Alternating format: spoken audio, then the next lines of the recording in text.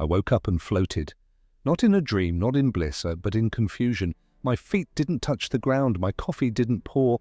My tears, yes, I cried, hung in the air like fragile glass. That was the day gravity broke up with me. No warning, no message, just absence. And it hurt in ways I wasn't ready for. You think gravity is just a force. You're wrong. It's a silent partner in every moment, holding your hand, anchoring your soul, pulling you back when you drift too far from yourself. But when it leaves, everything changes. Conversations don't land, eyes don't meet. You laugh and it floats away unheard. You scream and even pain doesn't know where to go. And then it hit me. Gravity was never just physical. It was emotional.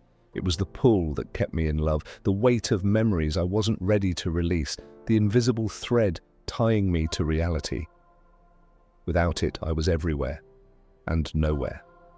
Maybe you felt it too, that weightlessness in a heavy world, that silent ache that no one sees.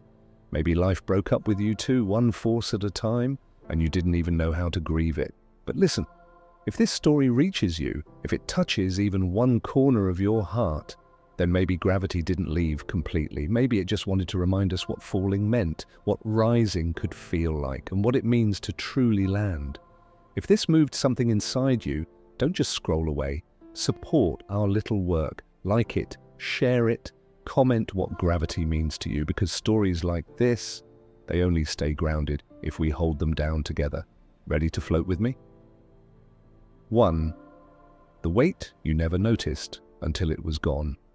We never really think about the things that hold us together until they let go. Gravity was always there, a quiet presence pulling me toward the earth, toward people, toward myself. But the day it left, I realized how deeply I relied on something I never acknowledged. That's how life is, isn't it? The most vital forces, the ones that give us direction, keep us centered, remind us we belong, are often invisible until they disappear. When gravity broke up with me, I didn't just float physically, I drifted emotionally. I lost my grip on the routines that gave my days shape. I couldn't anchor a single thought or feeling. I couldn't tell whether I was rising towards something or falling away from everything. And in that disorienting space, I discovered a truth most people run from. Sometimes you don't notice how much something means to you until you're forced to live without it. We do this with people too, with love, with hope. We take them for granted, assuming they'll always be there, always holding us down in the best way. But when they leave, whether suddenly or slowly, we don't just lose them, we lose our balance, we question everything, we feel like we're spinning in a world without gravity. But here's the revelation. That weight, it wasn't a burden, it was belonging.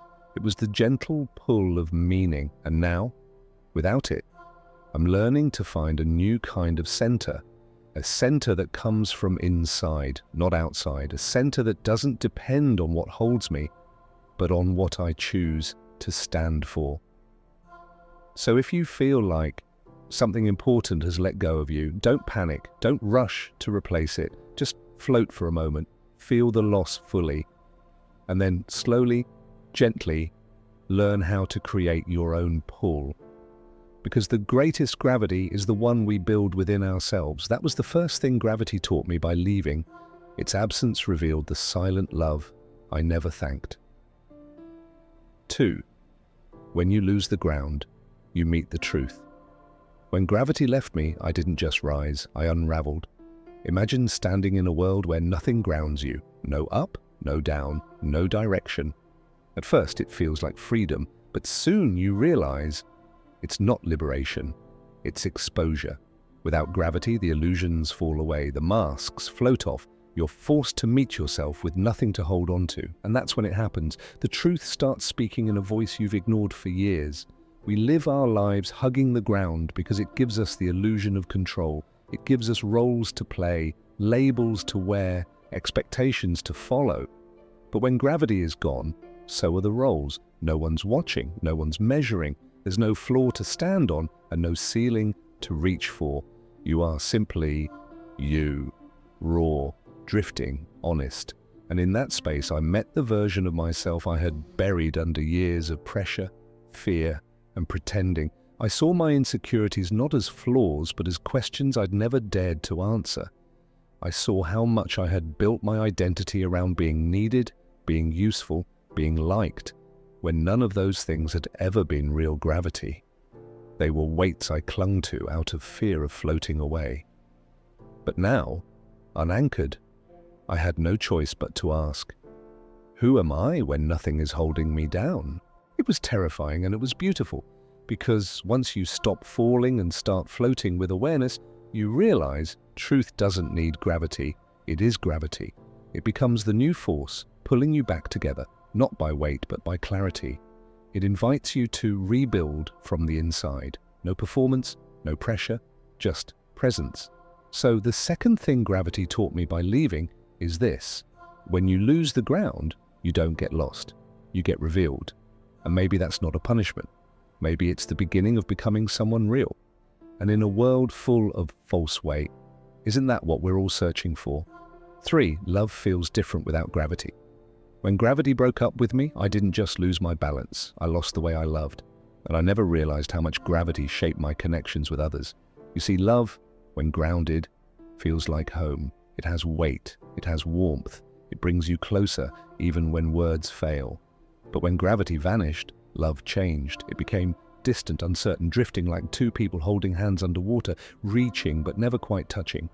I started to see how often I mistook attachment for love, how I thought needing someone was the same as choosing them. Without gravity to pull me back to familiar habits, I saw all the places where I had loved out of fear, out of loneliness, out of the ache to feel anchored to someone, even if they weren't good for me. But now, floating, I had no one to cling to, no gravitational force tying me to the past, only space and silence. In that silence, I learned that love isn't supposed to be the thing that holds you down. It's supposed to be the force that lifts you gently without stealing your freedom. It's not gravity's job to make love feel safe. That's our job. Love should not be something you fall into. It should be something you rise within. I thought I had lost love when I lost gravity, but the truth, I had finally found it. Not in someone else, in me. In the quiet decision to love without fear, to care without control, to be close without losing myself. It was weightless, yes, but it was real, more real than anything I had ever clung to in the name of connection. So, lesson 3 was this. Love that only exists when gravity holds you together is not love, it's survival. And you deserve more than that. You deserve love that stays even when everything else drifts. A love that doesn't weigh you down, but helps you soar. And maybe that begins with loving yourself in the weightless moments, when no one is pulling you in and you still choose to stand, even in the air. So tell me, when did your gravity break up with you?